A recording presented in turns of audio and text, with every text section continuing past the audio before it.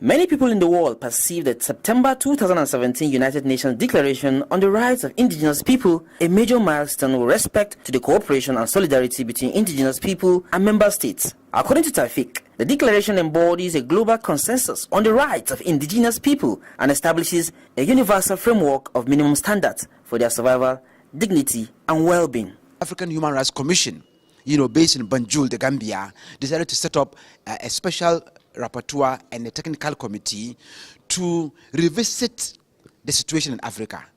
Do we really have indigenous people in Africa that are subject to the same four criteria of disadvantage or vulnerability? And they answer yes. So they look at indigenous people in the context of natives that are actually traditionally known for thousands of years or for hundreds of years to be hunters, to be pastoralists, or if you like, herdsmen.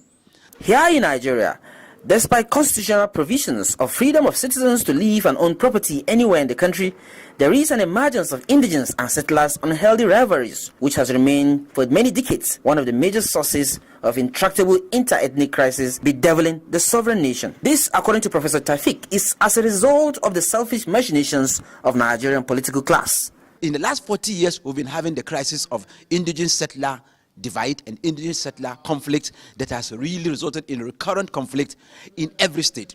People thought that, the Igbos are actually homogeneous. It's not true. You go to Anambra, Abia, and Imo State, you find in the last 10 years, civil servants are being sacked from one state that you think they are homogeneous, and then you also do the same thing. Oshun, somebody from Oshun or from Oyo State trying to get citizenship or indigenship of Lagos State, that they say, no, you have your own state. The fact that you are Yoruba speaking doesn't give you a license to claim Lagos State. As the world continues to encourage the respect for indigenous values and rights, citizens are however left with the option of either uniting and respecting each other's rights or continue to struggle with underdevelopment plagued by the unfortunate phenomenon of indigene-settler divide. Emmanuel Bagudu, PTV News.